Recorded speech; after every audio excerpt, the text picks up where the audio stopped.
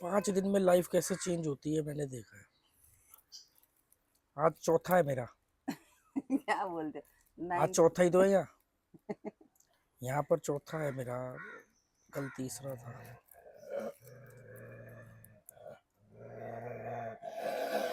यूकी जा अब वो बैठ। फिर वापस यहीं आएगा। हाँ, है ना, अभी बैठ जाएगा थोड़ा थोड़ा थोड़ा दूंगी उसके बाद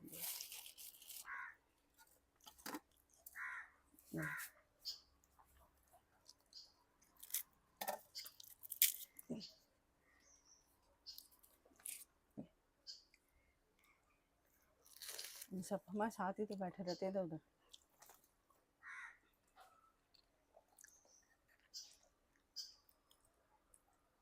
वहां तुम उठते थे अकेले एकदम। थोड़ा जोर से बोलना। हाँ, अरे हाँ ना। एक्टिंग क्यों करते हो? जो नॉर्मल हो, जैसे नॉर्मल बात कर रहे हैं वैसे करो। वो कैमरा चल रहा है, चलने तो उससे क्या फर्क पड़ता है? उनके लिए थोड़ी वीडियो बना रहे हैं हम, तो अपनी बातें करते हैं तो रिकॉर्ड करके डालते हैं ना। हाँ।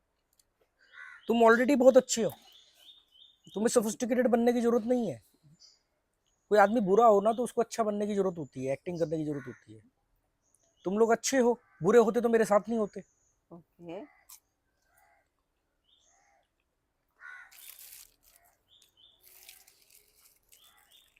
वो जाता ही नहीं अंदर से आदत, जब भी देखो। वो जाएगा नहीं ना, क्योंकि तुम्हारी कंडीशनिंग जो हार्ड हुई पड़ी है, मैं इतने सालों में नहीं चेंज कर पाया। मैंने सोचा अमजद के साथ वीडियो बनाया करूंगा, कभी अमजद से मिलेंगे, लोगों को बताऊंगा ये मेरा दोस्त है। वीडियो ऑन होते, कैमरा ऑन होते ही वो उसकी टोन चेंज हो जाती है, उसके चेहरे पर एक आर्टिफिशियल स्माइल आ जाती है।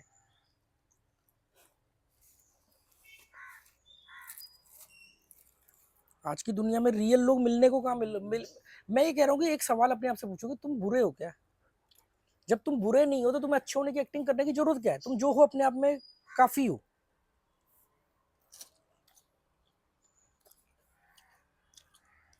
फोटो खिंचवाते समय भी बोलना पड़ता है ना, चीज स्माइल करो। लोगों के नॉर्मल स्माइल नहीं होती, वो खिंचवानी पड़ती है, वही आदत तो पड़ी है। मेरे थोपड़े पे क्यों 12 बजे रहते? क्योंकि 12 बजे रहना मेरे थोपड़े पे वो नॉर्मल है। नॉर्मल है। लोग मुझे बोलते भाई फोटो खिंचवाने, हंस ले। मैंने कहा भाई हंसूंगा तो मैं रोता हुआ लगता हूँ, क्योंकि मुझे हंसी नहीं आ रही है, मैं कैसे हंस सकता हूँ? वही तो ना, फोटो खिंचवाने के लिए भी नकली स्माइल लानी पड़ती है। तो वही आदत बड़ी हुई है अभी ना भाई, तो नहीं।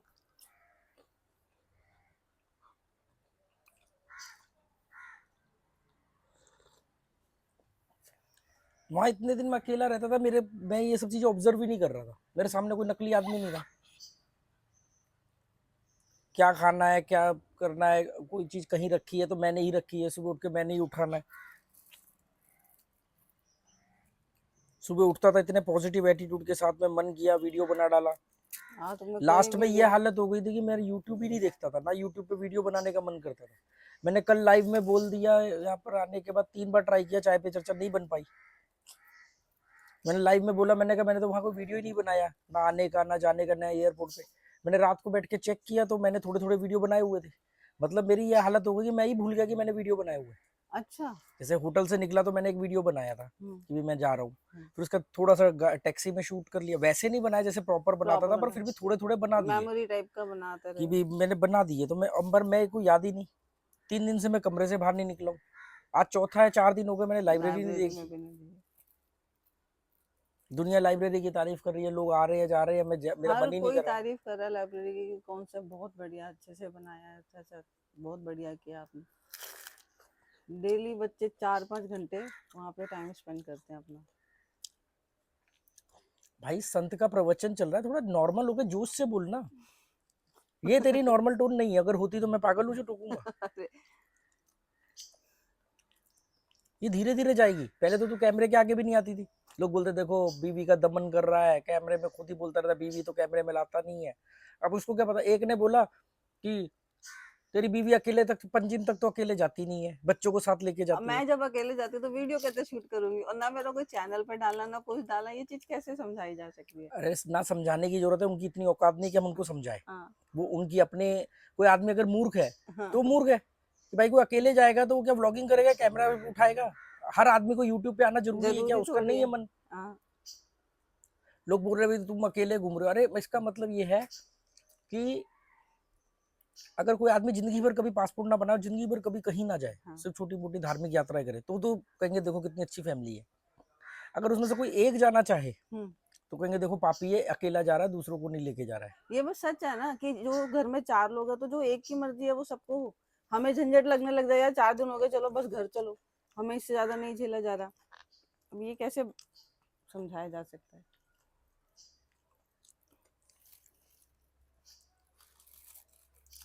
हम लोग जरा सा अभी मैं दुबई में नौकरी कर रहा होता ना, हाँ और तब 2 ये साल में एक बार आ रहा था, देखो कितना जिम्मेदार आदमी है, अपने परिवार बीवी से दूर है। परिवार को छोड़ करके वहां 2 साल से अकेला रह रहा है। हाँ तब कोई नहीं कहता कि अबे भाई थोड़ा कम कमा ले, बीवी बच्चों के साथ रह ले। तब हमें लोग बोलते हैं कि देखो तुम्हारा पति तुम्हारे लिए हम्म। अकेले रह के मेहनत कर। वो होता ही है। नहीं, मैं इन चीजों में टाइम नहीं वेस्ट करता, हम्म, पर ये कि अब 3 लोग हैं हम्म, दुनिया में, हम्म।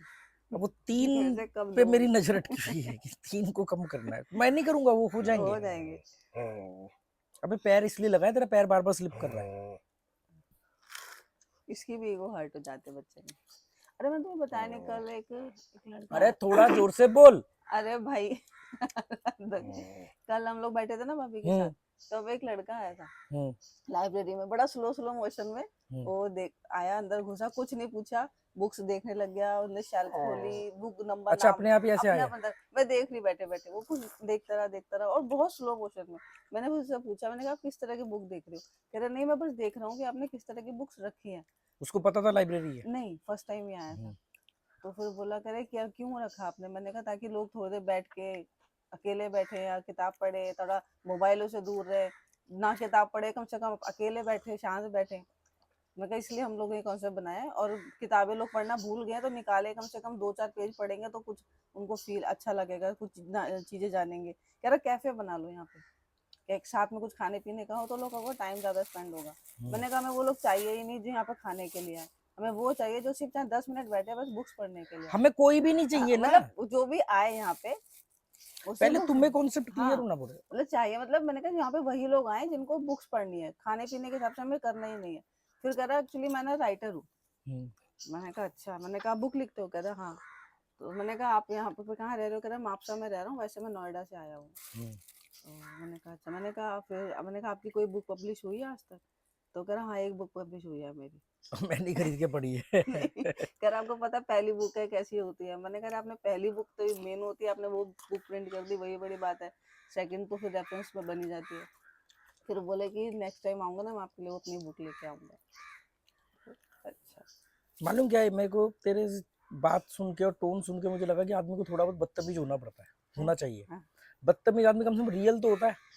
अब तू जिस तरीके से बात कर रही है, तू नॉर्मल ऐसे नहीं बात करती है। घर में जब तू बच्चों से या मेरे से बात करती है तो इस टोन में थोड़ी बात हाँ करती है। हाँ तो उसके साथ भी अगर इसी टोन में बात करी होगी तूने, तो ये तेरी रियल टोन नहीं है ना। नहीं ऐसे बात तो करी थी आदमी वहां ऐसे ही पे। बोलता है, और भाई वहाँ पे भाई साहब क्या ढूंढ रहे हो, कैसे आए हो, कहाँ से आए हो, नॉर्मल बात करता है। उसकी पिच, टोन की पिच। कोई तुम वहाँ छोले भटूरे बेच रहे हो कि कस्टमर को तुम वो कर रहे नहीं हो? वो हमने खोल दिया, आना है आओ, नहीं आना है मत आओ, हमारा कोई नाम किसी को बुला रहे हैं, नाम किसी को भेज रहे हैं। अरे उससे भी सच में ऐसे बात नहीं करी थी जो यहाँ पे हो जाता है एकदम से। तो यहाँ क्यों ऐसा हो जाता है? पता नहीं, कैमरे के आगे सच में आवाज ऐसी हो जाती है, नॉर्मली तो ऐसा नहीं होता। कि तुम्हें लग रहा है कि वहां पर 50-100 लोग देखेंगे तुम्हें, क्या राय बनाएंगे? तुम्हारा वो वजूद नहीं है। मैं सोचू कि मुझे 50-100 लोग देख रहे हैं, सच बात ये है कि यूट्यूब पे करोड़ों चैनल है, और कितने कितने, मतलब अगर मैं अभी सड़क पे जाके बोलूं भाई साहब मुझे जानते हो, वो कहेगा कौन है भाई तू? ये है हमारी एक्चुअली में औकात। और जिनको दुनिया जानती है वो बिल्कुल रियल है। शाहरुख खान को एक्टिंग करनी पड़ती है, इसलिए कुछ भी करो पर रियल रहना बहुत जरूरी है तुम्हारा। मेरे एक रिलेटिव थी, उनकी आवाज ऐसे फटे ढोल जैसी, पर जैसी फोन आता था हेलो हेलो, मैंने कहा ये कौन बोल रहा है अंदर से भाई? मैं ना थक चुका हूँ नकली लोगों से मिल मिल के, और ये जो 3 लोग हैं ये भी नकली हैं। नॉर्मल लाइफ में तो नॉर्मल रहते, पर अब भी फोन वोन नहीं नहीं, जाके नॉर्मल लाइफ में भी तुम ऐसे नहीं रहते हो। नहीं ऐसे नहीं रहते मतलब। जो तुम हाँ अभी कोई आ जाए तो तेरी टोन चेंज हो जाएगी, तुम्हारी बॉडी लैंग्वेज चेंज हो जाएगी, ये भी हाँ सच है।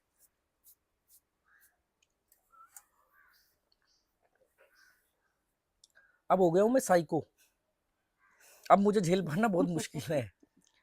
अब मेरा तुमसे दूर रहना तुम्हारे लिए भी फायदेमंद है और मेरे लिए भी फायदेमंद है। क्या हो गया? कल वो किसी ने बोला कि जी हमारी बहन बहन को मत छोड़ देना, मतलब तेरे बारे में अच्छा। कि तुम कह रहे थे कि भी आप कह रहे हो 3 को भी कम कर हाँ। दूंगा। मैं कौन किसको छोड़ता है, सब छूट जाते हैं और छूटने का ये एक लौता कारण थोड़ी है। अभी मैं मर जाता तो भी तो छूट ही गए ना।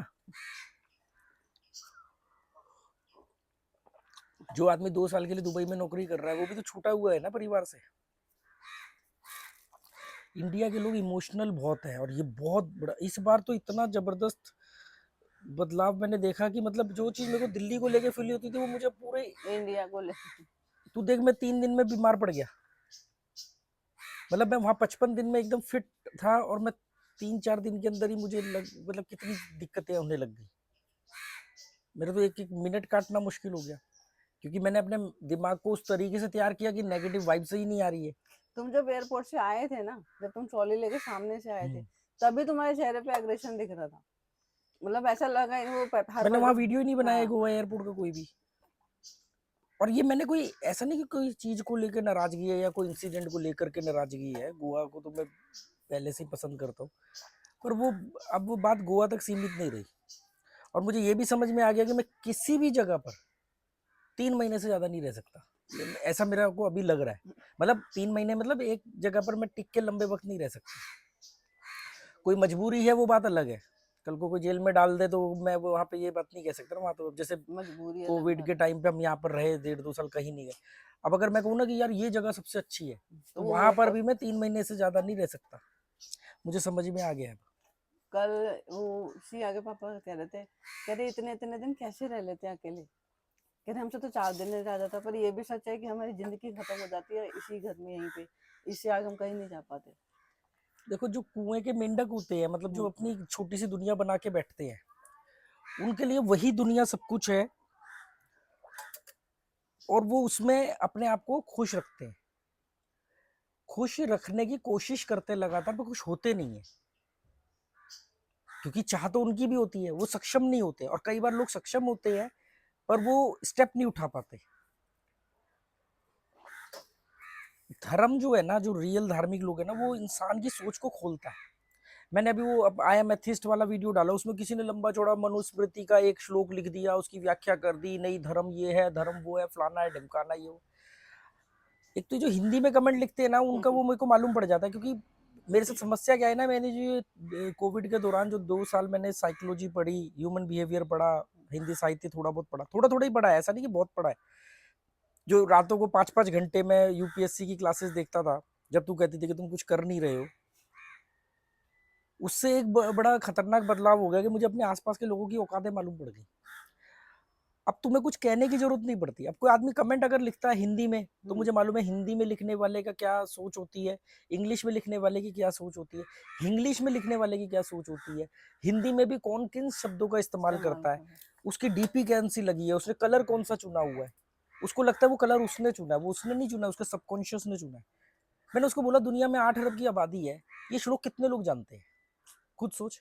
हिंदुस्तान में भी ये लोग 5% से ज्यादा ये श्लोक नहीं जानते होंगे या मनुस्मृति के बारे में नहीं जानते होंगे। सही बात है। तो फिर क्या बाकी के लोगों के लिए ये तेरी व्याख्या एप्लीकेबल होगी कि नहीं होगी। मैं कहा थोड़ा तो तार्किक होके सोच।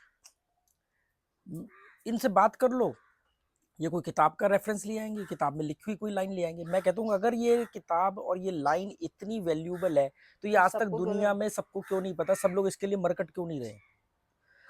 राइट ब्रदर्स ने प्लेन की खोज करी। प्लेन इतना इंपॉर्टेंट था कि जो लोग अमेरिका के दुश्मन है वो भी प्लेन में घूमते हैं। एडिसन ने बल्ब की खोज करी तो तो हर जो लोग कंट्री। अमेरिका के दुश्मन है वो लोग भी बल्ब का इस्तेमाल करते हैं। पर ये कैसे हो सकता है कि कोई किताब का श्लोक और किताब की कोई लाइन बहुत इंपॉर्टेंट है पर बाकी के लोगों की कोई दिलचस्पी नहीं है सिवाय मुट्ठी भर लोगों के।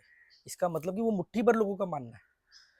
और दुनिया वो में सही कोई हो ये भी यार जरूरी है। मोबाइल किसने बनाया किसी को लेना देना नहीं है चाहिए सबको। चाहिए। वहां तो कोई देश और रिलीजन बीच नहीं लाता कि नहीं नहीं ये चाइना हमारा दुश्मन है हम चाइना का बना हुआ मोबाइल नहीं लेंगे। सबके पास मेड इन चाइना है ना।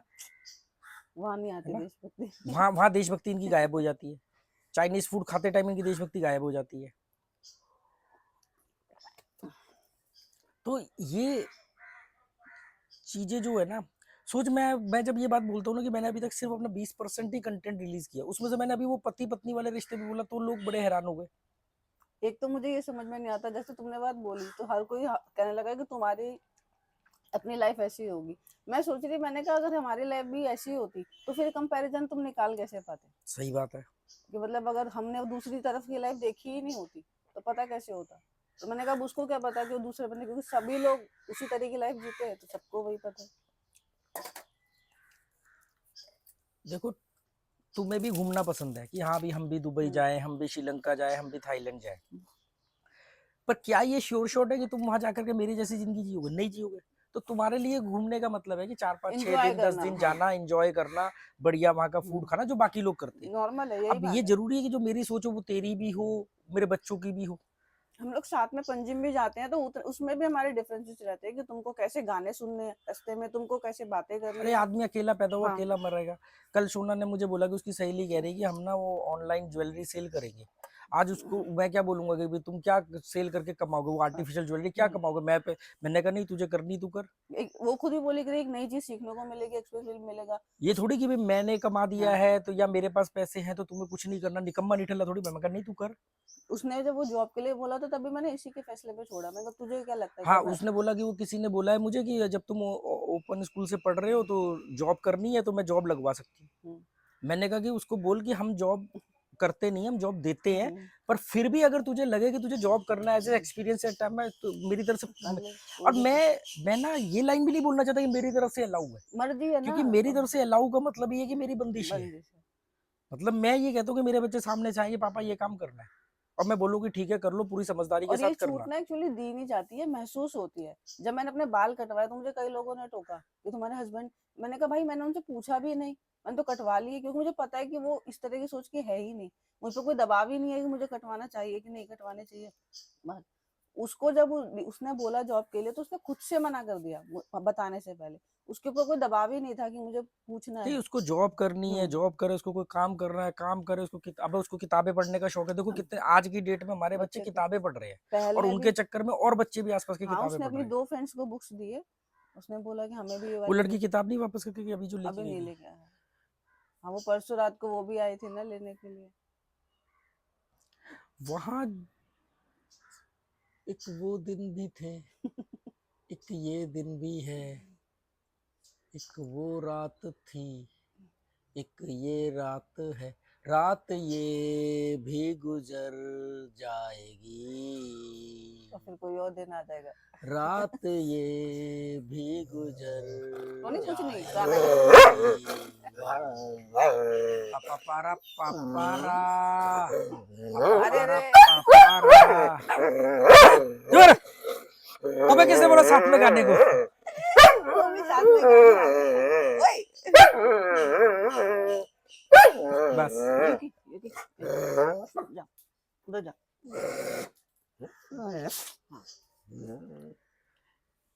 मैं वहां पर पहले 15 दिन तो चलो एक एक्साइटमेंट थी कि भी दुबई में है, दुबई में है, दुबई में वो सब।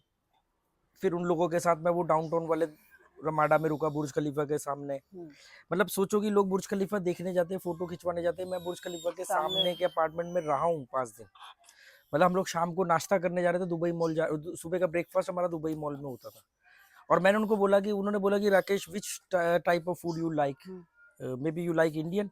मैंने कहा इंडिया का खाना खाना होता तो दुबई में क्या करने आता मैं। सही बात है। तो मैंने कहा, मतलब मैंने अपनी टूटी फूटी इंग्लिश में उनको बोला, मैंने कहा मैं 5 दिन आप लोगों के साथ हूँ, आप लोग जो खाते हो, वो जो मंगवा। पीते हो, वो आप लोग मंगवाओगे, मुझसे नहीं पूछोगे, और इंडियन का तो बिल्कुल भी नहीं। तो उन्होंने मुझे 5 6 कंट्रियों के अलग अलग फूड खिलाए।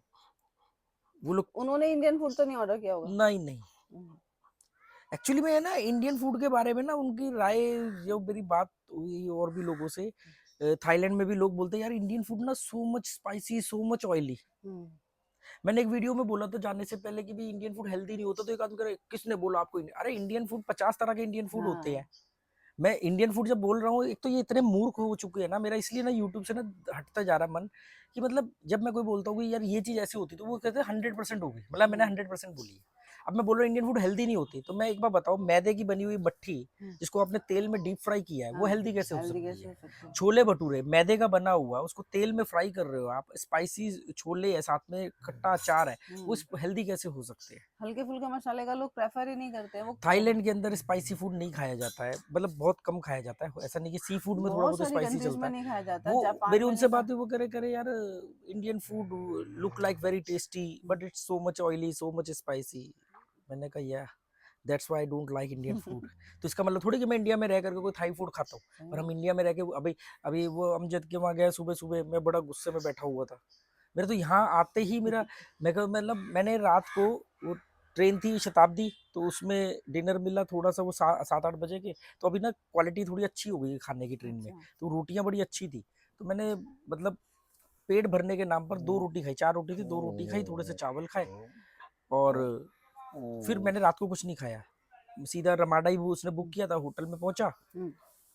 अब वो सुबह उसको कहीं जाना पड़ गया, मतलब वो रात को मेरे साथ ही रुक गया था, तो वो सुबह चले गया कहीं, मेरे को लगा घर गया होगा, तो वो किसी को हॉस्पिटल में दिखाना था किसी को, अपने बेटे को, चले गया वहाँ।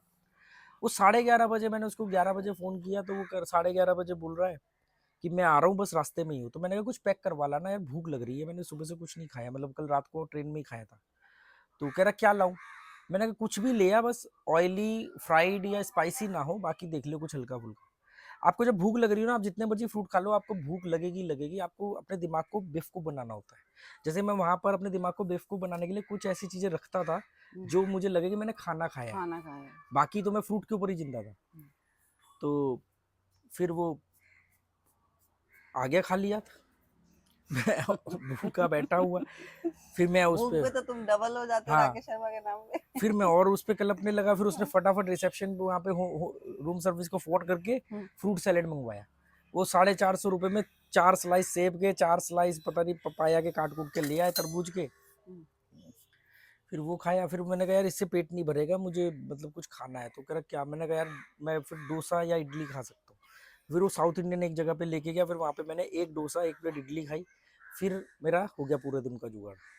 एक्चुअली उनकी भी गलती नहीं ना, उनके लिए खाने का मतलब तुमको मालूम है प्रॉपर खाना, और उनको पता नहीं तुम्हारे लिए क्या हेल्दी खाना लगे, उनको आइडिया में भी नहीं आ रहा होगा, सिर्फ फूड ही अच्छा, खाना। हेल्दी के नाम पे लोगों को लगा कि इसको बस फल फूड। खिला दो, जब इसको लगे भूख मुंह में सेब ठूस दो।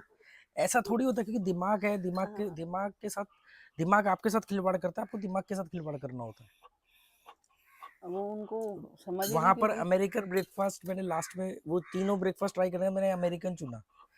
तो अमेरिकन ब्रेकफास्ट इतना हेल्दी है, बल्कि मेरे को वो भी बोल रहे थे, कह रहे थे कि कहीं भी जाओ इंग्लिश ब्रेकफास्ट आपको सबसे हेल्दी और सबसे आसानी से अच्छा मिल जाएगा। कि उसमें क्या होगा, उसमें बटर टोस्ट होंगे, जैम बटर होगा, फ्रूट सैलेड होंगे, जूस होगा, ये सब चीजें होंगी उसमें। अब ऐसा थोड़ी कि मैं यहाँ बैठा हूँ तो मुझे कोई दुबई का वो लाइफ याद आ रही है या वो रूम याद आ रहा है, भले मैं यहाँ पर वैसा फील नहीं कर रहा हूँ, पर मैं उसको मिस भी नहीं कर रहा हूँ। ये मेरी बहुत अच्छी मेरी सब क्वालिटी। ऐसा नहीं कि मैं याद कर रहा हूँ, अरे यार मैं सुबह उठता था, मैं ये करता था, नहीं, नहीं, वो बिल्कुल भी तुमको ध्यान नहीं है। नेगेटिविटी ना बल्कि बड़ी जल्दी अब अवॉइड करती है, कहानी, अवॉइड हाँ, करती अब ये कहानी क्या हो गई कि नेगेटिविटी अब बहुत ज्यादा है। इरिटेट कर रही है मुझे। और मैंने वहां पर बोला ना कि अब मैं कुछ बड़े स्टेप उठाने, मुझे नहीं मालूम मैं क्या स्टेप उठाने वाला हूँ, पर फील आ रहा है। ऐसे ही फील आया था 2019 में। तो मैंने सोचा था 2019 में कि एवरेस्ट बेस कैंप जाता हूँ। 5,000 5,500 मीटर की हाइट पे था। हाँ। तो मैंने कहा एवरेस्ट बेस कैंप जाता हूँ, तो बाढ़ आई हुई थी। तो मैंने कहा वहाँ तो जा नहीं सकते, बाढ़ आई हुई है। तो फिर अमजद ने मेरे को 15,000 2 बार भेजे थे, मैंने 30,000 मांगे थे इससे, मतलब जब इससे। नेपाल में थे ना। हाँ, हाँ। ये एक ऐसा बंदा है जिससे मेरे को पैसे मांगने नहीं पड़े। मैंने इसको अपनी सिचुएशन बताई, इसने बोला अच्छा कितने पैसे की जरूरत है? मैंने कहा 25-30 हज़ार से काम चल जाएगा। तो इसने 15,000 मैंने इसको बोला 2 बार डालना मेरे वहाँ पे किसी हॉस्टल के के थ्रू ओनर पे। मंगवाए थे हाँ, ना। हॉस्टल वालों के अकाउंट में मंगवाए थे। मैं कहा पहले 15 डालना, कि फंसेंगे तो 15 ही फंसेंगे। और मेरे पास इतने पैसे भी नहीं थे कि मैं ढंग से वापस आ पाऊँ। अब वो 30,000 से फिर मैंने वो साइकिल खरीदी, ये वाली, ये खड़ी है। और बाकी उन्होंने पार्शली स्पॉन्सर कर दिया इसके गियर वगैरह सब। उस टाइम तो सोच, ये जब तुमने साइकिलिंग का किया तो तुम्हें कई बार तो वोंग ने खाना खिलाया था। हाँ, वोंग ने यहाँ तक बोल दिया था कि भी ये मेरा खाना यहाँ रखा हुआ है, जो मर्जी बना के इसमें से। इवन वोंग ने अपना क्रेडिट कार्ड तक ऑफर कर दिया था कि भी मेरे कार्ड से कोई सामान ले ले। और वोंग एक चाइनीज था, आर्मी से रिटायर्ड हो चुका था। तो अब वो कहाँ है मुझे नहीं मालूम, कि नहीं कॉन्टेक्ट कर। तो ऐसे बहुत, अब मुझे जितने भी लोग रास्ते में मिलते हैं, मैं किसी का कॉन्टेक्ट नंबर नहीं लेता। ये मैंने ट्रैवलर से सीखा है। पर इंडियंस इमोशनल लोग क्या करेंगे, वो रिश्तेदारियां जोड़ेंगे। ओ अच्छा तुम इंडिया दे नंबर दो, नंबर दो। कोई नंबर नहीं, कोई कुछ नहीं भाई। आप मिले, आपके साथ तजुर्बा अच्छा रहा, यादें रहेंगी हमेशा। Okay, goodbye. जिन्होंने मुझे स्विमिंग सिखाई उनको आते टाइम मैं 100 दिरहम दे के आया था। मैंने कहा सज्जाद भाई आप मेरे साथ कुछ खा पी तो रहे नहीं हो, तो आप ये रख लो, आपको जो ठीक लगे वो खा लेना। तो ना नुकुर करते उन्होंने लिया। अब 100 दिरहम इंडिया पाकिस्तानी के लिए 7700 रुपये है, 7700 ठीक है। और मैं 100 दिरहम और देने वाला था उनको, हम्म, पर वो मैं फिर रसल खेमा से ही मेरा आना हुआ, मतलब दुबई में दोबारा जा नहीं गया पाए ही ना। नहीं। तो और उन्होंने, मैंने कभी सोचा भी नहीं, मैं सोचता मैं कैसे स्विमिंग सीखूंगा यार, मेरा कोई बैकग्राउंड नहीं। अब मैं क्या होटलों में जाके स्विमिंग सीखूंगा, जहाँ पे स्विमिंग पूल होगा वहाँ कौन सिखाएगा? 4 दिन होटल में आप रहोगे, कैसे सीख लोगे? और स्विमिंग पूल वाला आपका लाइफस्टाइल नहीं है, और स्पेशली तो कोर्स करके स्विमिंग सीखना तो बड़ा अटपटा सा लगता है, पर कहाँ नहीं सीखी तुमने स्विमिंग। अच्छा किया जो वहां उनसे सीख ली, क्योंकि यहाँ पे तुम ना वो सिखाते 25-30 बच्चों को, बच्चे औरतें अरे आदमी, उस मतलब आदमी तुम ने मेरे को स्पेशली अटेंशन दिया, और हम्म, उसने एक्चुअली उसने बोला, कह रहा है आपको ना सिर्फ मुझे हल्का सा हिंट देना है, कह रहा है आप हम्म, तो बाकी सब कुछ। तुम यहाँ पे जब बीच पे जाते थे तभी फ्लोट कर लेते थे बॉडी तो। 7वें 8वें दिन उसने मुझे बोला कि अब आपको मैं सब कुछ बता हाँ चुका, अब सिर्फ प्रैक्टिस ही से ही होगा। तो वो बाकी मैं प्रैक्टिस जारी रखी। फिर 19 दिन जो मैं रसल खेमा, मेरा रसल खेमा का स्विमिंग पूल 7 फुट गहरा और लंबा भी था, 15 फुट बड़ा लंबा, 7 फुट चौड़ा। तो फिर वहां पर अच्छा किया तुमने स्विमिंग सीख ली वहां पे। अभी स्विमिंग ये है कि 40-50 मीटर में तैर के, मतलब हम्म, मैं अभी तक जो है वहां पर 40 मीटर तैरता हूँ, और 40 मीटर भी हम्म, मतलब 15 मीटर ऐसे, 7 ऐसे, तो ऐसे राउंड लगा के, राउंड लगा। मतलब 40-50 मीटर तैर के अपने आप को बचा सकता हूँ। अभी जो दूसरे को बचाने वाली स्विमिंग अलग है, अच्छा उसमें मेरे को वहां पर जो रसल खेमा में जो लाइफ गार्ड मिला था, वो हम्म, श्रीलंका से था, उससे भी अच्छी दोस्ती हो गई। तो मैंने उसको बोला, उसने बोला कि हमारे को ट्रेनिंग के दौरान, जैसे हम कहीं नौकरी करने जाते हैं, अप्लाई करने, तो हमें 10 किलो की बोरी देते हैं, और कहते हैं 5 मिनट तक इसको समंदर के अंदर बीच पकड़ में के रख। ऐसे होल्ड करके खड़े रहना है। अगर हम 5 मिनट तक होल्ड करके खड़े रहे तब हम पास होते हैं। अच्छा क्योंकि मान लो कोई डूब रहा है, उसको तो बचाने के उसको लिए। पकड़ के ऐसे 5 मिनट तक आपको फ्लोट करना है ताकि रेस्क्यू आ सके। तो ऐसे वो हमसे करते हैं। कह रहे कई बार तो वो हमारे मतलब हमें बोलेंगे कि 8 मिनट के अंदर 400 मीटर तैर के आना है समुंदर में, तभी तो लाइफ गार्ड हाँ बनोगे आप। हाँ। तो उसने मेरे को बताया, कह रहा कि हफ्ते 10 दिन के अंदर आप वो फ्लोट करना किसी को होल्ड करके सीख जाओगे हम्म, बिना हाथ के। मैंने करना भी शुरू किया, पर तब मेरे आखिरी के 3 दिन बचे थे, तो थोड़ा बहुत कर लेता था, पर थोड़ी देर के बाद फिर नीचे चले जाता था, हम्म। फिर वही तैरना शुरू कर देता था। वो 5 मिनट तक होल्ड करते थे ऐसे बॉडी को, ऐसे किसी को पकड़ के। तो मैं चलो देखेंगे।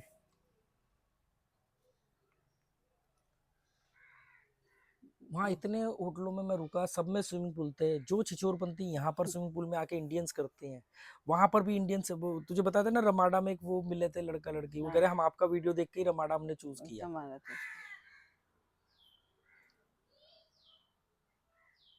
अभी वो जो मिलने आया था मेरे से, एक सब्सक्राइबर, हम्म, उसकी शादी है नवंबर में, तो वो कह रहा था कि मैं शादी के बाद गोवा आऊंगा। वो कह अच्छा रहा था कि अगर आप दुबई में हो तो मैं पहल के लिए कुछ गिफ्ट भेजना चाहता हूँ। मैं कहा कोई बात नहीं, आप आओगे तब दे देना, कोई ऐसी बड़ी बात नहीं।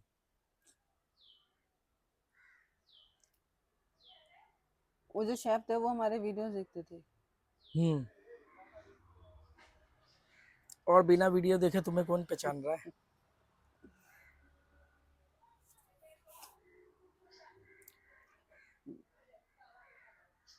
पर ये समझ में आ गया कि अब मैं लंबा वक्त कहीं भी नहीं रह सकता। रिपीट कर सकता हूँ, जैसे मान लो मैं दोबारा दुबई चले गया, दोबारा थाईलैंड चले गया, पर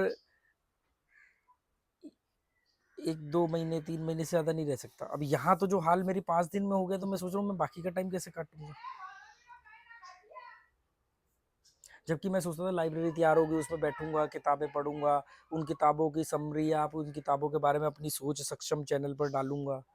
मेरी दिलचस्पी ही खत्म हो गई है। यहाँ हम उस तरीके से माइंड को शांत नहीं रख नहीं, पाते बिना। यहाँ नहीं, मुझे लग रहा है कि शायद मैं अब हर जगह, अब क्या है, ऑब्जर्वेशन पावर शार्प है। हम्म, कोई भी जैसे स्कैनर होता है ना, स्कैनर, जैसे वहाँ सिंगापुर में या बैंकॉक के एयरपोर्ट पे स्कैनर लगा होता है, आपको सिर्फ जाके खड़े होना, वो आपको पूरा स्कैन कर लेगा, ऐसे घूमेगा आपके दोनों तरफ, अच्छा ऐसे घूमेगा फिर ऐसे घूमेगा, हो गया आपका स्कैन। हम्म, यहाँ तो वो इंडिया में पकड़ पकड़ के टटोलते ना, वहाँ ऐसा नहीं होता।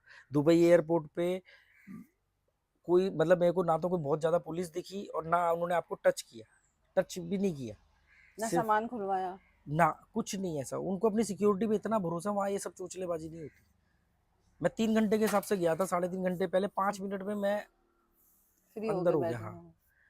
तो वो स्कैन करता है, तो ऐसे ही ना मेरी क्या हो गया कि आप अब आपको मालूम है कि एक इंसान की सोचने की क्षमताएं क्या है, वो या तो इस कैटेगरी का हो सकता है या इस कैटेगरी का हो सकता है। तो तुरंत जैसे कोई आदमी आता है तो मेरा ना ना कोई प्लान नहीं है, ऑटोमेटिकली वो स्कैन हो नहीं जाता है, हाँ ये क्या बोल रहा है, जो ये बोल रहा है वो इसकी सोच से मैच कर रहा है कि नहीं कर रहा है, या ये जो बोल रहा है तो उसके उसकी आंखें आंखें बोल जाती हैं कि वो जो बोल रहा है उस पर वो पूरी तरह ठोस कितना नहीं हाँ है, उसकी रेटिना घूम जाती है। तुझे याद है चांसेस कसिनो में जाते थे तो मैंने तेरे को बोलता था कि देखिए ये जो लड़की है ना, ये जो फोन आया है रिसेप्शन पे, ये हमारे लिए आया है। तू कहती तुम्हें कैसे पता कि हमारे लिए बात कर रही है? मैंने हाँ कहा देखियो ये कम से कम 2 बार हमारी तरफ देखेगी, इसका आंखों का रेटिना, और एक्टिंग करेगी कि हमें नहीं देखना है, क्योंकि उसको हाँ ये शो करना है कि मैं बात कर रही आपके हूँ पर बारे में आपके बात बारे में हाँ बात नहीं कर रही हूँ। पर क्या होता था कि आदमी कुछ भी कर ले, वो अपने आंखों के रेटिना पे अपने कुछ माइक्रो चेंजेस होते हैं बॉडी में हाँ जिसको नहीं वो रोक नहीं पाता। कंट्रोल कर पा आप अपनी आईब्रो को ऊपर नीचे करने से नहीं रोक सकते। तो मैं तेरे को बोलता था ना, मैं कहा देखिए कम से कम 2 या उससे ज्यादा बार ही हमारी तरफ देखेगी। तुम्हारी बहुत सारी बातें ऐसी थी तुम पहले बोलते थे और उसका जो अभी बुक्स वगैरह जब पढ़नी शुरू करी है उसमें तब उसमें वही सेम चीजें निकल के आई कि हाँ जो वो बोल रहे थे वो है उसमें अभी लोग बोलते हैं कि अरे ये जो आप बहुत बोल रहे हो ये ओशो ने भी कही है, हाँ तो लोगों को लगता होगा कि मैं ओशो को बहुत पढ़ता हूँ। सच ये है कि ओशो को बहुत बाद में जानना ओशो शुरू को तो मैंने बहुत बाद में जाना है, कुछ बातें मैं पहले से बोलता पहले है। से इसका बोलते थे कारण ये नहीं कि मैं कोई बहुत चमत्कारिक पुरुष हूँ या वो, इसका सिंपल सा है कि एक आईक्यू लेवल जैसे जैसे बढ़ेगा वैसे वैसे भीड़ कम होगी, मतलब कम लोगों का वो आईक्यू लेवल होगा, उनका सेम और एक आईक्यू लेवल पर कुछ पॉइंट्स के कुछ चीजों पर पॉइंट सेम होंगे, सेम होता है सेम होंगे, शब्द अलग अलग हो सकते हैं पर नजरिया एक ही होगा। हाँ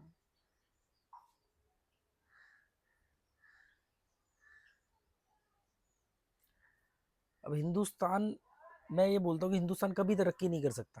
तो ऐसे थोड़ी कि हवा में बोल दिया या मेरे को हिंदुस्तान से कोई प्यार नहीं है या मैं अपने आप को हिंदुस्तानी नहीं मानता। कॉमन सेंस लगाओ, ऐसा पॉसिबल है कि आप जहाँ पैदा हुए, जहाँ पले बड़े, इसमें जो खामियां हैं मैं खामियों के बारे में बात कर रहा हूँ। पर मैंने ये जो भी 10-12 कंट्रियां घूमी, इसके बाद ये पाया कि हिंदुस्तान में बहुत पोटेंशियल है, बहुत पोटेंशियल है। हमारे पास बर्फीले पहाड़ हैं, हमारे पास इतना लंबा चौड़ा वेस्टर्न और ईस्टर्न कोस्टल एरिया है, हर हमारे पास तरह का कृषि प्रधान है, हाँ हमारे पास माइनिंग है, सब कुछ है हमारे पास। पर सबसे बड़ी जो चीज़ नहीं है हमारे पास वो है एक अच्छी सोच। यहाँ के लोगों की सोच इतनी घटिया है, इतनी लालची और स्वार्थी है। और अब देश बहुत अच्छा है पर लोग घटिया स्वार्थी हैं, इसलिए करप्शन ज़्यादा है। मैं, मेरी पत्नी, मेरा बच्चा इसके ऊपर सोच नहीं पाते हैं। अगर कहीं पर 10 रुपए फोकट में खर्च भी करने तो उसके पीछे पूरा कंसेप्ट होगा। लंगर लगाते हैं, भंडारा लगाते हैं तो पूरा पहले दिमाग में ये होता है कि भी हमारे को इतना कुछ मिला, उसके बदले में हम भंडारा लगा रहे हैं। आपको कोई ऐसा आदमी नहीं मिलेगा कि जिसकी जेब में फूटी कौड़ी नहीं है और वो कह रहा है मैं तो भंडारा लगाऊंगा। और तो याद है दिल्ली में हमने प्याऊ जब बनाया था तो बच्चों की गुल्लक तोड़ के गुल्लक उसको तोड़ तोड़ दिहाड़ी के पैसे दिए थे। कोई मानेगा कि किसी के घर में पैसे नहीं है और वो आदमी अपने पैसे से दिहाड़ी पर वहां पे प्याऊ बनवा रहा है? पॉसिबल है क्या? अभी मुझे लाइब्रेरी के सामने जितने में काम वाम चल रहा था बैठी थी तो दो जेंट्स लोग आए वो पूछने लगे क्या है कैसे वो एक बंदा मुझे बोलता है आपकी इनकम सोर्स बहुत मोटी होगी मैंने कहा आपको कैसे कह रहा ये काम तभी तो हो रहे हैं फ्री में ये सब कर रहे हो वरना कुछ तो है आप मैंने कहा भाई हमारा शहर हम ऐसे लोगों को चप्पल निकाल मुंह पे। क्या कर सही में, क्योंकि कितनी घटिया सोच है। हाँ यही कह रहा हूँ कि हिंदुस्तान कभी तरक्की नहीं कर सकता। हाँ इनके ये अंदर भौतिकवाद इतना घुस चुका है हम्म, कि ये मानने को तैयार नहीं है कि कोई आदमी मतलब निस्वार्थ भाव से कुछ निस्वार्थ भाव भी में हाँ नहीं, वो संतों वाली वाणी नहीं बोलने चाहिए। मतलब कि कोई आदमी ये सोच सकता है कि यार मुझे मुझे पेड़ों की ऑक्सीजन मिली, मैं हेल्दी हूँ, मैं स्वस्थ हूँ, कुछ मैं अपनी गोवा में रह तरफ रहा से हूँ, तो दे चलो मैं भी कुछ कर दूं। हाँ कोई एहसान थोड़ी कर रहा हूँ। बदले मैंने कितना लिया, साइकिलिंग के दौरान कितने लोगों ने मतलब ऐसे ऐसे हेल्प करी जिन्होंने कभी मेरे से बिल्कुल सेल्फी भी नहीं ली, फोन नंबर भी नहीं यही लिया। बात मैंने उनको बताई मैंने कहा यार ऐसे थोड़ी होता है कि लोग एक दूसरे मतलब की ये क्या हेल्प नहीं मतलब करते होता है कि आपके पास है तो वो, हाँ यही मम्मी का डायलॉग था कि हम भी मदद कर दे पैसे हों तो। अरे आप कहाँ से मदद करोगे, आपकी सोच नहीं सोच है। नहीं है तो ये ना बहुत हम्म, घटिया सोच होती है हम्म। कि आपके पास, हमने हमने प्याऊ बनवाया तो गुल्लक तोड़ करके हमने दिहाड़ी के पैसे दिए थे। उसको वो मुझे कह रहा है इसमें ढंग से बनाओ अच्छे से कैफे वैफे बना के सुंदर से बनाओ तो लोग बैठेंगे इसमें आदमी का मैंने कहा अगर हमारे पास इनकम सोर्स इतना अच्छा होता तो हम एकदम से लगा के बना लेते जो आप कह रहे हो मैंने कहा हम थोड़ा थोड़ा करके अपने पास से जितनी क्षमता पर बना रहे ताकि लोग बैठ के अपना थोड़ा लोग ये ध्यान दें समझ में ही नहीं आ रहा है, वो कह हाँ रहे हैं यहाँ चाय बेच लो, ये बेच लो, वो हम्म, बेच लो, क्योंकि इससे यही तो मैं कह रहा हूँ कि हिंदुस्तान कभी तरक्की नहीं कर सकता। हम्म, इतना पोटेंशियल है हिंदुस्तान में। हम्म, दुबई में रेगिस्तान है, हम्म, रेगिस्तान के ऊपर उन्होंने दुबई खड़ा कर दिया। हाँ सोचो, सिंगापुर जिसको मलेशिया ने भी धुतकार दिया था, अपने से अलग कर दिया वापस, जिसको कोई पूछने को तैयार नहीं, वो सिंगापुर इतना आगे निकल गया। हिंदुस्तान आगे निकल सकता है? जहां पर क्रिकेट मैच लोगों के लिए जिंदगी हो। सोचो, क्रिकेट मैच के लिए मर रहे हैं, क्रिकेट खेलने वाले करोड़पति बने, अरबपति बने हुए, देखने वाले बर्बाद हुए, पर अपनी बर्बादी भूल गए। अपने अपने घर में राशन के डब्बे खाली पड़े, वर्ल्ड कप फाइनल है, वो उसमें भूल गए कि राशन का डब्बा खाली। क्या होगा? चलो मैं कहता हूँ इंडिया जीत गई थी, जीत जाती कल, क्या होता? क्या बदलाव होता किसी निजी व्यक्ति के? देश का नाम रोशन, ये सचिन तेंदुलकर ने देश का नाम रोशन किया, इससे देश को क्या फायदा मिला? क्या देश की इकोनॉमी बढ़ी? क्या निजी लोगों के हाथ में कुछ पैसा आया? स्पोर्ट्स केवल भीड़ के लोगों को इंटरटेन करने के लिए बनाया जाता, ध्यान भटकाने के लिए कराया। कॉमन सेंस है कि इंडिया ने जीतना ही नहीं था।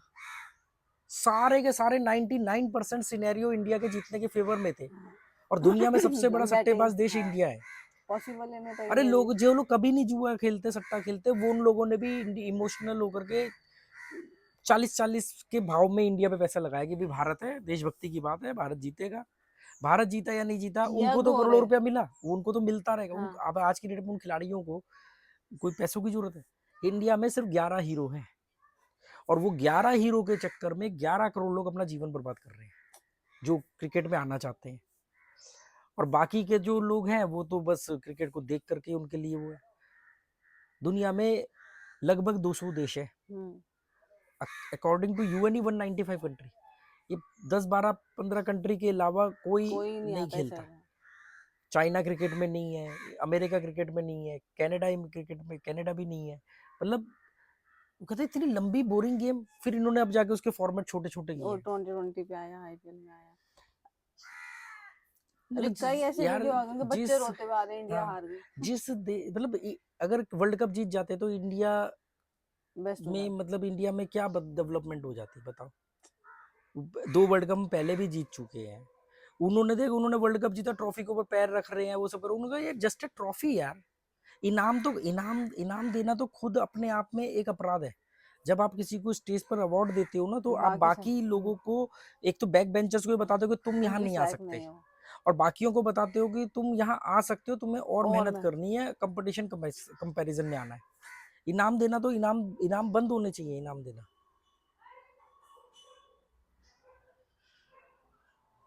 एक जस्ट ए ट्रॉफी। वो लोग बोल रहे हैं जो आदमी ट्रॉफी की इज्जत नहीं कर रहा वो जीत के भी हार गया। मैंने कहा ये फिल्मी डायलॉग तुम्हारे तो शेरो शायरी ने बर्बाद कर रखा है, श्लोकों ने बर्बाद कर दिया, बाकी ये शेरो शायरी ने बर्बाद कर दिया। मैं जब देख, थाईलैंड के अंदर किसी को भगवान से कोई मतलब नहीं, ऐसा नहीं कि वहाँ भगवान नहीं होते, वहाँ बुद्ध ज्यादा मानते हैं, कि इवन गणपति को ज्यादा मानते हैं, पर वो हल्के फुल्के अंदाज में। ठीक है यार, मान लिया, मन किया, देख लिया, हाथ जोड़ लिए, खत्म कहानी। यहाँ विश्व शांति हवन करवा लो जरा, वहां पे गाजा में बच्चे मर रहे हैं, 2-4 हवन करवा लो, मैं पैसे दे देता हूँ, पता है उससे कुछ नहीं होना। क्रिकेट तो जीत नहीं पाए हवन कराने से। वो वहां पे वाराणसी के घाट पे क्रिकेट की वो विराट कोहली की फोटो लेकर के आरती चल रही है, क्या हुआ? इसका मतलब या तो आरती में नकली बन था, उनकी आस्था में रैशनल कमी नहीं, रह गई। इतने बेवकूफ, मतलब बहुत शर्मिंदगी होती है। ये कैसे डेवलप होगा यार, जहां पर क्रिकेट को आप सब कुछ मान के बैठे हो, जहां पर आप इमोशनल हो, जहां पर आपके लिए जातिवाद, नेता अगर आपके आपके जात का है, भले ही उसने खूब घोटाले कर रखे, कोई फर्क नहीं पड़ता, कोई फर्क ही नहीं पड़ता। कहाँ से करेगा तरक्की? बाहर के देशों में मैं देखता हूँ कि उनकी वफादारी का मतलब है रूल फॉलो करना, हाँ, देश रूल का फॉलो मतलब ही करना। होता है। यूएई के अंदर मेरी इतनी शेख से बात हुई, वो लोग या कितने लोगों के साथ मेरा मिलना, वो जो लोकल्स है वहाँ के, वो खुद रूल फॉलो करते हैं और दूसरों को रिस्पेक्ट देते हैं। सिंगापुर के अंदर देख लो आप, थाईलैंड में देख लो, यहाँ पर देशभक्ति की बात करेंगे और हर जगह पर बेईमानी करेंगे कि भाई इनकम टैक्स कैसे बचाएं, रेड लाइट कैसे जंप करें, पुलिस वाले की जेब में कैसे नोट डाल के चालान कम करवाएं। यहाँ पर कर दो यूएई जितने फाइन, पॉसिबल ही नहीं, पॉसिबल ही नहीं है, पुलिस लोग वाला तो अमीर बन जाएगा। अगर आप यहाँ पर 200 का फाइन है तो उम्मीद है कि यार आदमी कहेगा कि तेरे को नहीं दूंगा, 200 की पर्ची कटवाऊंगा। हाँ, अभी आप कर दो 2000 का फाइन, होगा भाई साहब 500 ले लो, 1000 ले लो, पर पर्ची मत काटो। यही हो रहा फाइन है। बढ़ाने का मतलब है कि आपके अंदर इंटीग्रिटी भी तो होनी चाहिए। हाँ, फिर यहाँ तो पुलिस वाले एक्टिव ज्यादा हो जाएंगे फाइन काटने पे। कल ही की बात है, सोना जा रही थी, उसने हेलमेट नहीं लगा रखा था, तो स्टार्ट कर रही थी स्कूटर, मैंने कहा सोना हेलमेट लगा के जा। तो जो कोई साथ में था उन्होंने बोला अरे यहीं तक तो जा रही है गाड़ी, मैंने कहा नहीं कहीं तक भी कहीं पे जाएगी, तक भी मैंने जा कहा रही 2 है, हेलमेट कदम भी आगे जरूरी है। बढ़ेगी हेलमेट लगा के जाएगी तो कहीं तो दिल्ली में नहीं लोग मेरे पे हंसते थे, कहाँ जा रहे हो जी? मैंने कहा नहीं पीछे बैंक तक जा रहा हूँ। अच्छा हेलमेट लगा के जाओ? उन्होंने कहा हमें लगा कहीं दूर जा रहे हो। मैंने कहा हेलमेट क्या मतलब गली में मैं गिर नहीं सकता? गली में मेरा सिर मैंने नहीं कहा चोट फूटेगा? लग सकती है, और रूल रूल है, मैं कहा सेफ्टी भी है और सिक्योरिटी भी मैंने है। कहा मैं जिस दिन रूल तोड़ूंगा तो बड़े रूल तोड़ूंगा, टुच्चे रूल नहीं तोड़ने वाला। और फिर रूल तोड़ने पे नुकसान भी हमारा ही होगा। नहीं लोग ना छोटे छोटे रूल तोड़ते हैं, हम्म, रेड लाइट, क्या करें यार।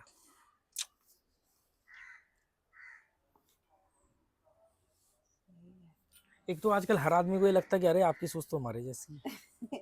ये तो होता है, आप मोटिवेशनल बुक्स पढ़ो तो आपको हमेशा जो खराब वाला व्यक्ति है वो आपके साथ सामने वाला लगेगा। मैं तो मोटिवेशन के खिलाफ हूँ, मैं तो सेल्फ हाँ, मोटिवेशन में बिलीव करता हूँ। बहुत सारे लोग बोलते हैं आपकी सोच हमारी जैसी है, हमारी हमारी आपके जैसी नहीं है, आपकी आपकी हमारे हमारे जैसी है। हम समझ सकते हैं आप क्या कह रहे हो। अरे कहाँ से समझोगे, जी के तो देखो।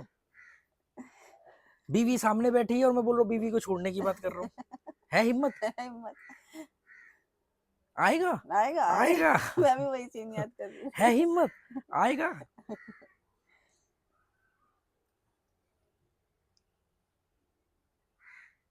जिस तरह की वीडियोस तुम बना के डालते हो वो तुमने पति पत्नी वाला डाला है, तो उन लोगों की वाइफ फैल जाएंगे कि यार तुम ये कैसे वीडियो डाल रहे हो। तो रोहित शर्मा ने कहा ना मुझे कि एक लाइव में कि 1.5 साल पहले मेरी वाइफ कहती थी कि ये आदमी बैठे बैठे बकवास करता है, कुछ और तो कर नहीं रहा है, घर का काम धंधा तो करता नहीं है, यहाँ बैठ के बकवास करता है, इसकी वीडियो मत देखा करो, नहीं तो तुम भी कोई काम नहीं करोगे या ये सब चीजें। तो रोहित ने कहा कि भी मैं चाहता था कि मतलब आपका कामयाब होना बहुत जरूरी है। ताकि अब वो मैं सही हाँ, साबित हो अब सके। सही साबित है। अब रोहित फिर फंसेगा कि जब मैं बात कर रहा हूँ छोड़ने की, हाँ, फिर वो कहेंगे यार वो कहेंगे अरे ये तो फिर ये तो बाबा अब और क्या भी। करें, अब तो वाइफ लड़ पड़ेगी।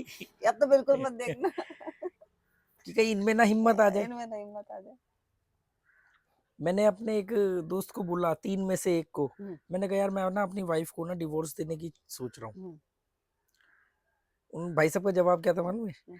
कह रहे देख भाई। मैं भी सोच रहा हूँ। नहीं, इतनी हिम्मत कहाँ है। और देखो वो तो खैर अलग बात हो गई, वो किस आधार पे देते। तो कह रहे देख भाई मैं भाभी से ज्यादा मिला नहीं हूँ, पर ये बिल्कुल गलत बात है और ऐसे अच्छा। थोड़ी ये पागल हो गया है, ये होता वो होता। मैंने कहा आप तो बात कर रहे थे कि यार अब हम तेरे को बड़ा सीरियसली लेते हैं, तेरे में अकल है, ये है वो है। मेरी इस बात को सुनते ही आपने खारिज कर दिया, क्योंकि आप भीड़ हो ना। हाँ, मैंने क्या जवाब दिया, मैंने कहा मेरी बात को इसको आपने ऐसा नहीं किया ऐसा कि क्यों सोच ये रहा है। आदमी के अगर ये दिमाग में बात आई है तो पहले ये तो जाने कि क्यों आई है, पागल है नहीं हम्म, और इतना बेवकूफ भी नहीं, तो कुछ तो रीजन रहा होगा ना। चलो जानते कि क्या कारण होगा जो इसने ये बात कही मुझसे। हाँ, वो भाई साहब ने कहा नहीं नहीं ये ऐसे थोड़ी होता है, पागल हो गया, बेकार की बातें कर रहा है, ऐसे थोड़ी होता है, वो होता है, ये होता है। मैंने कहा आप समाज हो, आप भीड़ हो। जैसे ही मैंने आपको ये बात बोली, मेरी वाइफ कमजोर अवस्था में आ गई कि बेचारी बेचारी का पति उसको तलाक देने की बात कर रहा है। समाज कमजोर की मदद करता है, तो हाँ, मेरी वाइफ कमजोर पोजीशन पे आ गई। जैसे ही मैंने बोला कि मैं उसको डिवोर्स देने की सोच रहा हूँ, तो वो कमजोर पोजीशन पे आ गई। आप समाज हो, आप आ गए उसके प्रोटेक्शन में। हाँ। समाज हमेशा कमजोर की मदद करता है, बहादुर से डरता है, मेरे जैसों से डरेगा, क्योंकि नियम की धज्जियां उड़ा देंगे। कोई आदमी ऐसा कैसे सोच सकता है जिसकी खुद बीवी के साथ बैठ के चाय पी रहा है और कह रहा है मेरी बीवी दुनिया की सबसे अच्छी है, पर मैं उसके साथ नहीं रह सकता। वो कहेगा ये कौन सा कारण है भाई, कि साथ में चाय भी पी रहे हो, घूम फिर भी रहे हो, कोई कमी भी नहीं दिख रही है, पर तुम साथ में नहीं रह सकते। तो वो कहाँ से ये उन्होंने सब। रीजन पूछने की जगह अपना वो करा। इसलिए कह रहा हूँ कि रैशनल होना बहुत जरूरी है। हमें हर बार ये सोचना पड़ेगा कि ये बात क्यों आई, कहीं से भी, बात मेरी नहीं है। वो कल उसने बोला हमारी ये इमोशनल फूल है ना। मैं मर गया तब भी तो तू अकेली रहेगी, है ना। बहुत सारे कारण होते हैं। कोई मान लो कोई इंडियन आर्मी में है तो भी वो अपने परिवार से साल में एक बार मिलता है। बहुत सारे रीजन होते हैं। हम कहते हैं बाकी रीजन तो एक्सेप्ट कर लेंगे, जो समाज के अपोजिट जा रहे हैं वो रीजन एक्सेप्ट नहीं करेंगे। किसी की बीवी धोखेबाज निकल आए तो छोड़ दे, जायज है। खुद वो धोखेबाज निकल आए, करेक्टरलेस निकला, उसका अफेयर चल रहा है तो भी तलाक हो जाए, जायज है। सब कुछ बढ़िया चल रहा है, नहीं मजा आ रहा भाई, अब नहीं हो सकता, तो ये कैसे हो सकता भाई? ये तो फिर तुमने रेफरेंस सेट कर दिया, फिर तो फिर हर आदमी सारा चल फिर देगा हर आदमी जो मुंह उठा करके चल देगा। हिंदुस्तान में शादी करना आसान है, अभी कर लो। तलाक के लिए तो कोर्ट भी 6 महीने आपको काउंसलिंग करवाएगा। मैं वो सोच रहा हूँ जब हम ये स्टेप उठाएंगे तो हमें वो काउंसलिंग के लिए भेजेंगे, तो काउंसलर क्या बोलेगा? क्या बोलेंगे? तो पता चला वो खुद चला गया अपनी बीवी के वो कहेंगे भाई डिवोर्स साहब लेने। आपने तो मेरी आंखें खोल दी, मैं भी फाइल कर रहा हूँ केस। मैंने चेक किया था, तुम बोल रहे जब भी तुमने वीडियो में बोला ना कि अब बाहर के देशों में ऐसा होता, तो अमेरिका में फर्स्ट मैरिज का डिवोर्स 50% रेशियो है, और सेकंड और थर्ड मैरिज का 60 और 70%। देख मालूम क्या होता है, यहाँ ना शादी को ना बोझ माना जाता है, लाइबिलिटी माना जाता है। जबकि शादी क्या है कि दो लोग हैं साथ में रह रहे हैं, अच्छा लगा, या उनके बड़े बुजुर्गों ने चुना कि भाई ये दो लोग, चाहे अरेंज हो या लव मैरिज हो, ब्रह्म मुहूर्त हो या गंधर्व विवाह हो, तो वो लोग मिले, साथ में रहना शुरू कर दिया। इसका मेन कारण था वंश वृद्धि, कि संतान उत्पत्ति हो, भाई पीढ़ी आगे भी चले जैसे जानवरों में चलती है। दूसरा ये कि यार आदमी जो होता है वो एक जगह टिकने के लिए नहीं बना होता है, उसकी उसकी बनावट ही ऐसी होती है दिमाग की। वो आप किसी भी जीव को ले लो, एक दो पर्टिकुलर किसी कैटेगरी को छोड़ दो, अगर प्रजाति को छोड़ दो, तो सभी जो नर होते हैं वो मादा के साथ संतान उत्पत्ति करके गायब हो जाते हैं। ये चीज प्रवृत्ति तो इंसानों में भी आती।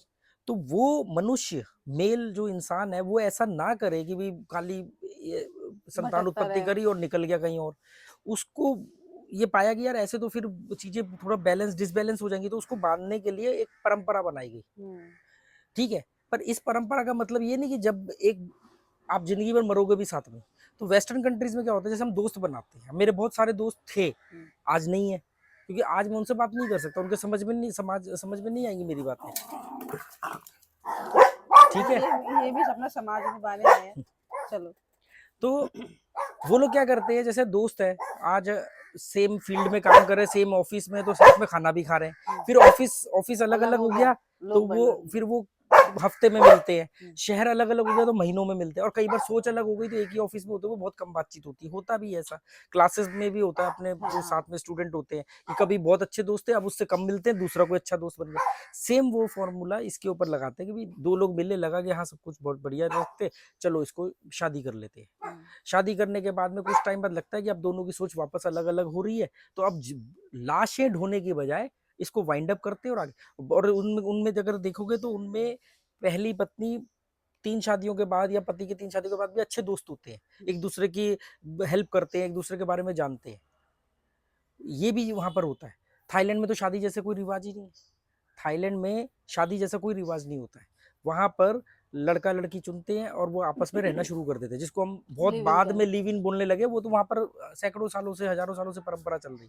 वहां पर शादी का मतलब ये है कि अगर लड़के ने 4 लोगों के बीच में अपने आसपास के 2-4 लोगों को बुला के कोई भी सोने की आइटम लड़की को दे दी, तो ये उनकी शादी हो गई ऑफिशियल। सिंपल बात है। और लड़का लड़की के घर जाके रहता है, लड़की नहीं घर छोड़ करके जाती है। और शादी के बाद अगर लड़का कभी भी छोड़ करके चले जाता है, और वो बच्चे की पूरी लाइबिलिटी माँ संभालती है। ये वहां का एक रिवाज है, पैटर्न है। अब वहां पर अब हम दिखाएंगे यार लड़का तो गद्दार है, चीटिंग कर रहा है।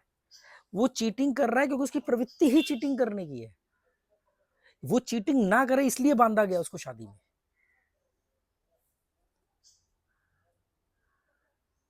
शादी बोझ नहीं होनी चाहिए।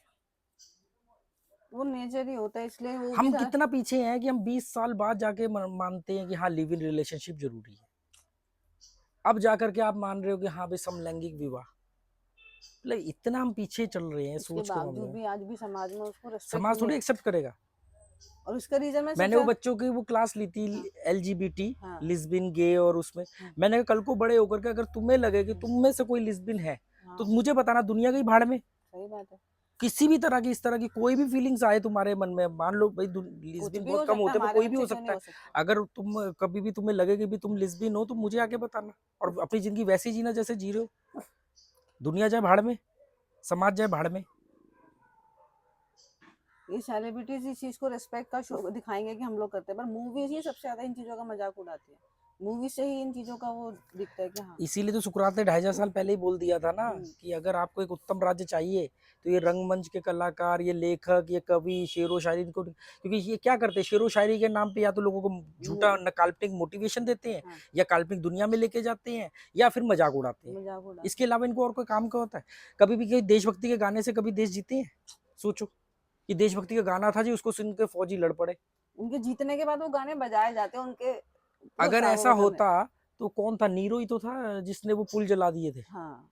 अगर मोटिवेशनल गानों से लड़ाई जीती जाती, उसको मालूम था कि गानों से नहीं जीती जाएगी। देशभक्ति के गाने हर एक देश में होते हैं, सही बात है। राष्ट्रगान सब देश में होता है। और उसने सुबह उठ के फौजियों को बोला, कह रहा देख भाई पुल तो जला दिए, जहाज जला दिए किसी ने। वो कहता किसी ने नहीं, मैंने जलवाए हैं। अब तुम्हारे सामने जो 3 गुना बड़ी सेना है, या तो तुम उससे लड़के जीतोगे या मरोगे, वापस तो जा नहीं सकते, जहाज जल चुके हैं। तो वो जो कहीं पे जहाज जला दिए, कहीं पे पुल जला दिए, तो पीछे के पुल जला दो। मैं अपने पीछे के पुल जला देता हूँ। पीछे हटने का रास्ता ही नहीं है कुछ, जीवन में सिर्फ आगे बढ़ो।